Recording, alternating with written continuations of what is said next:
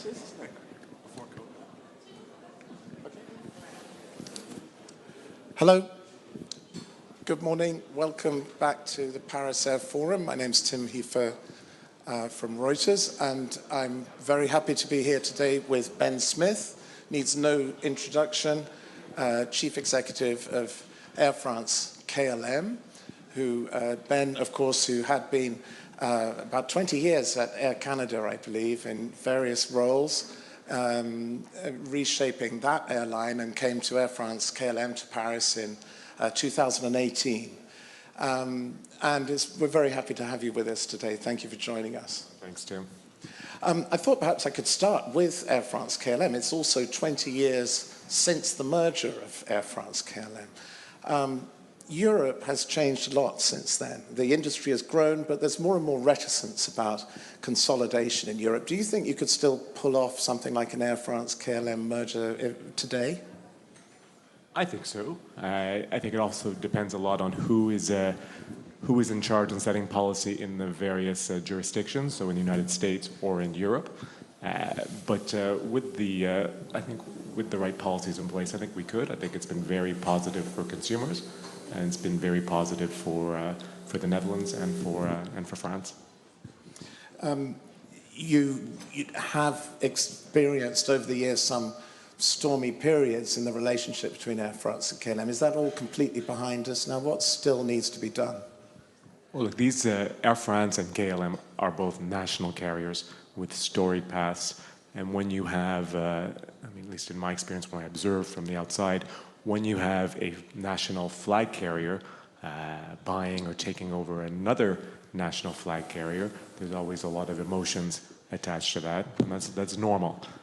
We didn't see that in the United States because the quasi-national carriers had already disappeared, so Pan American or Trans World. So the carriers that were remaining did not have that flag carrier status. So the mergers that took place, the 6 mergers or the 3 mergers becoming 6 airlines becoming 3, so United and Continental and Northwest and Delta and American and US Airways, very different, didn't have the same emotion.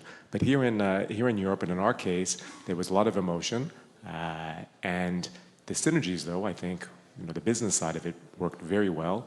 2 very different cultures, and took a little longer to, I believe, get full alignment on the business strategy. I think we're in a very good spot. There's always more that can be done. There's always more synergies. We have very, very tough competition around us. I think when I look at Lufthansa, they may have had a little easier path toward consolidation or toward finding synergies, because they did have one common thing that we don't have, the common language. You look at Lufthansa and Swiss, or Lufthansa and Austrian. That was something they had, which is a little different. I can't resist asking you, if you had to do it all over again, blank sheet of paper, there are lots of dance partners in Europe. Would you choose the same airline? Do you think they would have chosen you? I wasn't here, and I don't know what the choices were. I think that they're very complementary.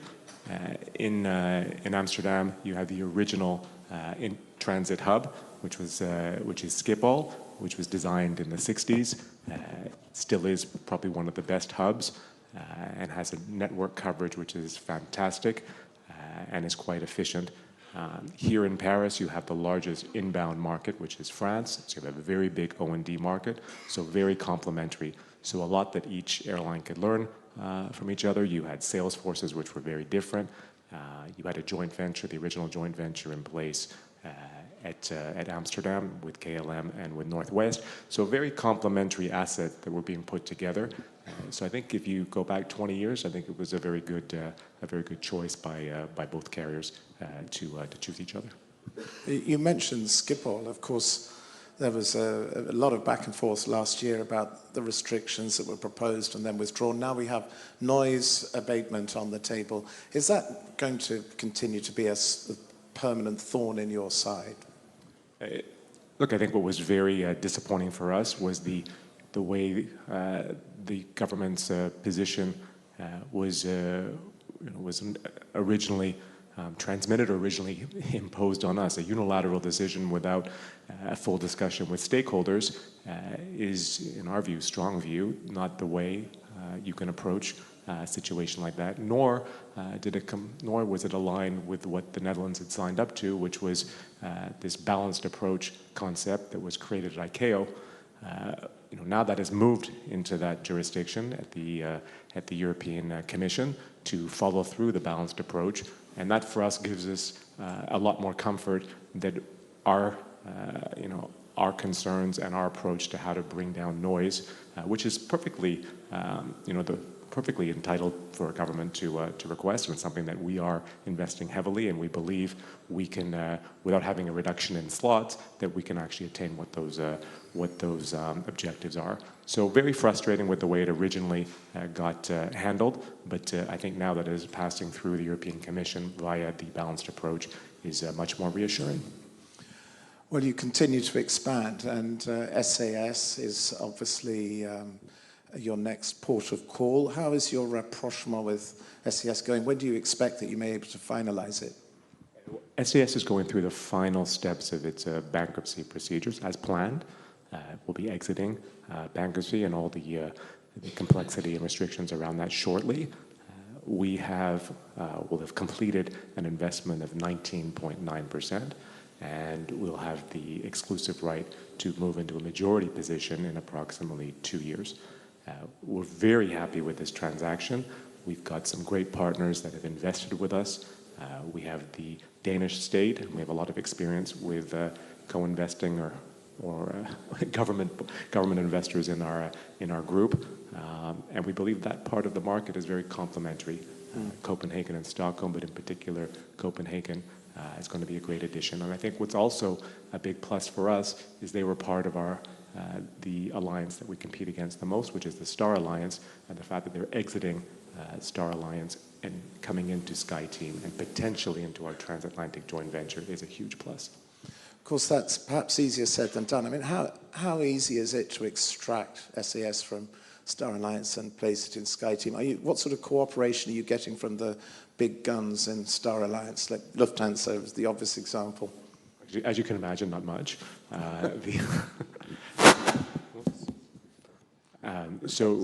There's no. This is the first example of a founding alliance member exiting an alliance. So there's not really a protocol on how this is done. It was done in Canada in 2000, but the airline had gone bankrupt, so it's a little bit different. This is a situation where the airline is remaining in place. The frequent flyer base that is part of Eurobonus. There's a transition period. We will try to ensure that the frequent flyers who do fly a lot, so the elite frequent flyers, do not lose any of their privileges or benefits in the transition, and that we do not have a management stake or management position yet on the network or the cities or the schedules of SAS. So we're hopeful that through interline agreements and through the decisions that SAS takes, that for customers they'll be able to continue to fly on the major routes that they need to without a transition period. So it's a bit difficult. We'll get through it, but there's a few months before we'll start to ensure that the customers flying on SAS will get exactly the same level of, I'd say, convenience that they have today. They've already, one of the biggest moves is SAS has already moved some capacity into Atlanta, which is the biggest hub and offers the most destinations of any hub in the entire United States. Extraordinary. Staying with Lufthansa, what conclusions or lessons do you draw from the delays and problems they've had in completing their ITA, taking a stake in ITA? We have some experience in that. We have KLM did make an investment a number of years ago before the merge of Air France and KLM, which was not successful. So a lot of money was lost, and that investment was completely written down. And then a few years later, Air France KLM, as the group, did make another investment in Alitalia, and here again was not successful, and the investment was written down. So we did look at this new opportunity. It's a very challenged, I'd say, environment in terms of where the business traffic and where the leisure traffic comes from, because you do have two airports in Milan. You do have the close-in Linate Airport, which is European flights only, It does not, the runway does not allow for long-haul flights. And then you have Malpensa, which is the international airport, long-haul airport, which is quite far away from the city center and does not have a fast link. And then in Rome, you've got big traffic, but inbound traffic, so the foreign carriers have an advantage, but it's very seasonal. So you've got a period of 3 or 4 months where the traffic really dries up. So when you have the northern city, which is the business capital, relatively small with 2 airports, very difficult to create a hub. And you've got a seasonal market where there is the big volume. To optimize your fleet is not that straightforward. So it's a real challenge to come up with a business model that can win in Italy. And you have a very powerful and a strong position by Ryanair in the domestic market. So it's a big bet. I think it'd be pretty difficult, I believe, for Lufthansa, based on what I'm seeing, to be successful in there. And this is the main reason why we did not go forward. The request by the Italian government was really to create a hub in Rome, and under those conditions, we couldn't see a positive business case. Sounds as though you've turned the page on that. If the Lufthansa deal fell through for any reason, you wouldn't have another run at it. With the conditions that have been made, the conditions that the Italian government have insisted on as part of this deal, no. Mm-hmm. Well, let's talk a little bit about about Paris. Paris is about to be the center of the sporting world in a month or two. How is the summer looking? Are you still confident? The Olympics haven't always turned out to be the best thing for airlines, local airlines. Well, it's a challenge. A lot of inbound customers will be, over the summer, we expect to carry the same number of daily customers that we did in 2019. So over 120,000 customers a day. There will be a difference in the type of customer that we're flying.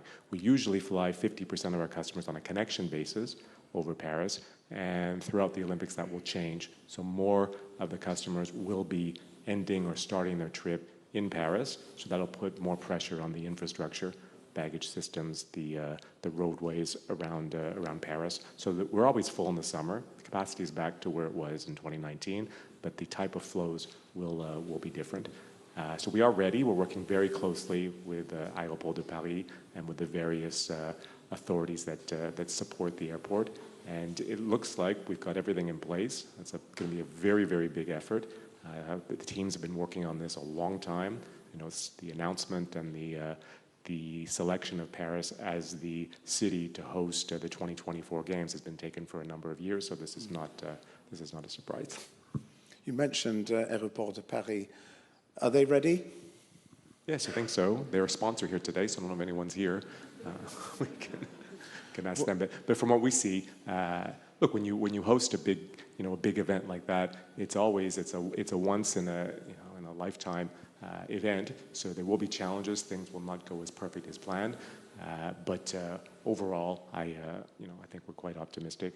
And the plans that we have in place for us, I think, are in line with Aéroports de Paris. Look, it's a big event, and we know we're going to be on display for the whole world, and it's extremely important that people have a positive experience. It's a great opportunity for us, Air France, to have our brand stand front and center to customers that normally wouldn't fly with us. So we look at it as a great opportunity.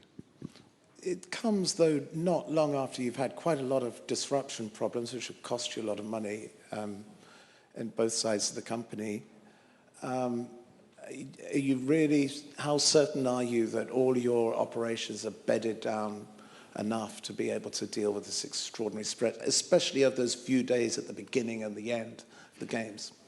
I have a little bit of experience with the Olympics. In my previous job, we had hosted the Vancouver Winter Games in Vancouver in 2010, I believe it was, and then I participated in the London Games in 2012.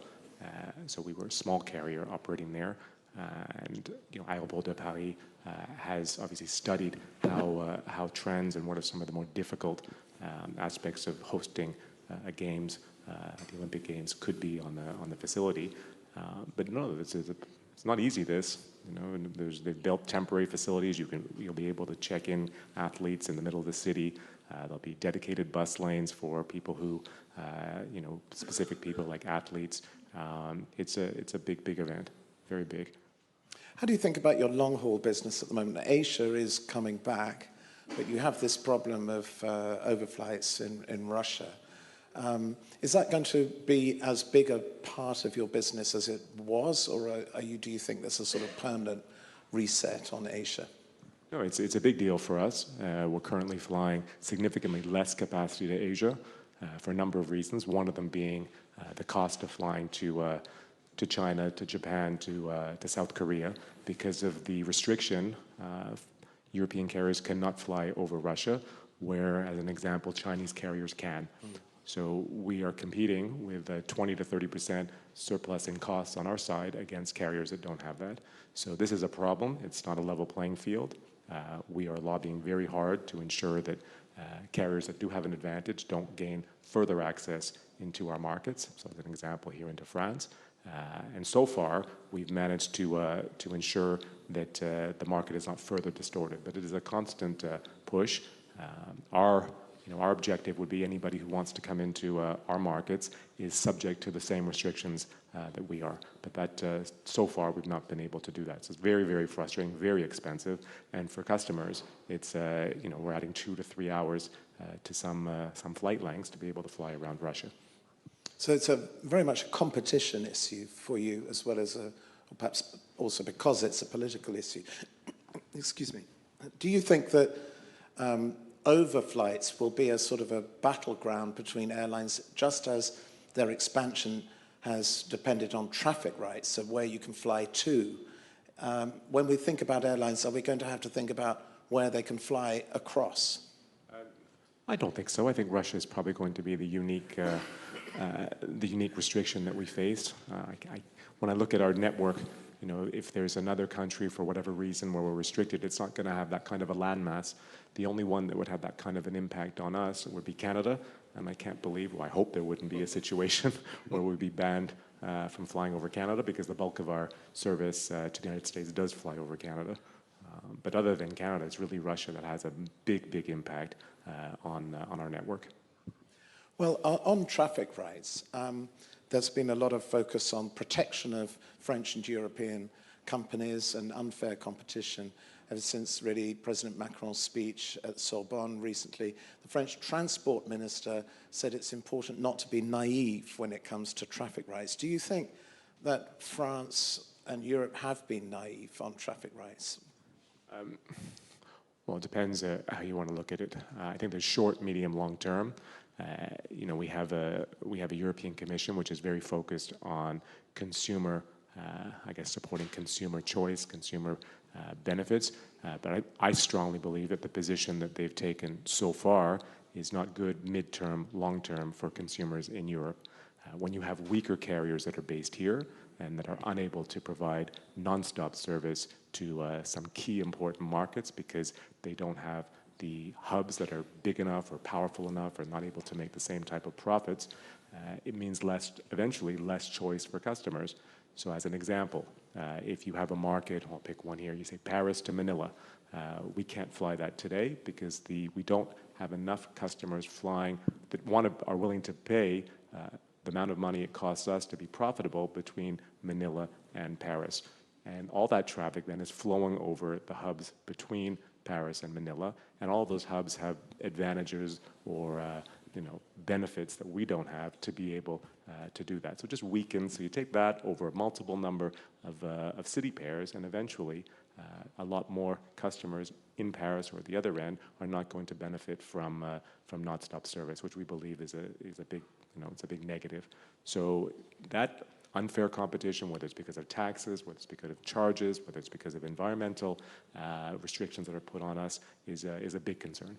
Well, what about the environment? We've just had European elections. It doesn't seem that environmental policies are going to get tougher as a result of those elections, perhaps more the opposite. But do you think that Europe's gone too far in trying to take a lead on the environment?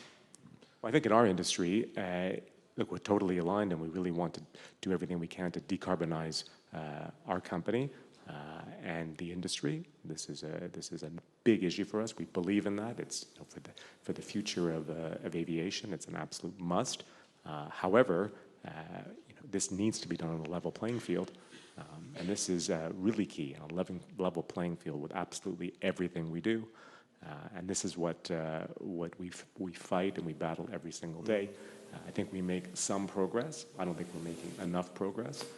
And I think we need to ensure that the European Commission and the French state and the Dutch state understand, or at least align, we'll do everything we can, that it's important and there are benefits, both jobs, both links for businesses, for tourism and trade, in making sure that the airlines that are based in Europe, in our jurisdictions, having them strong to compete globally, are advantages and are really important.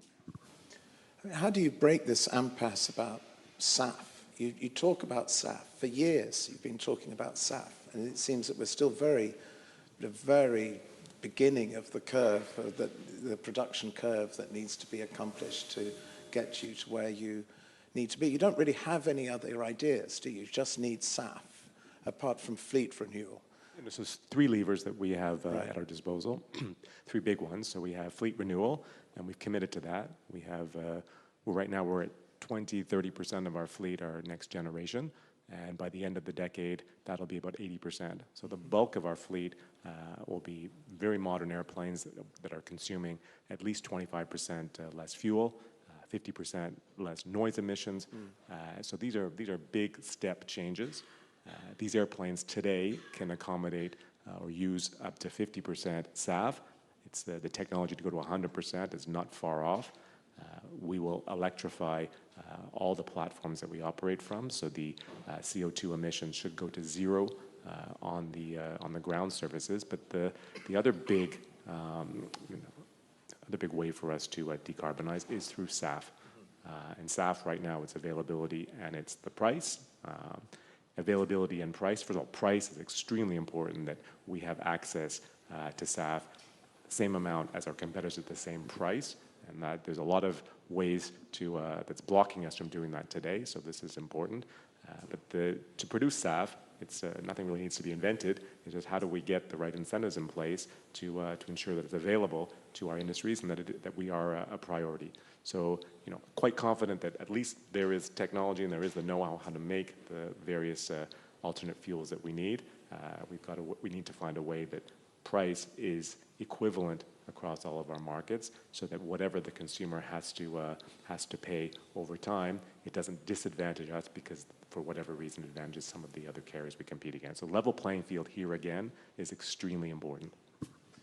The basic problem, though, is there just isn't enough of it. And there's a lot of buck passing between the energy industry and the airline industry. We saw some of that at the IATA summit a week or two ago. I mean, how do you break this impasse?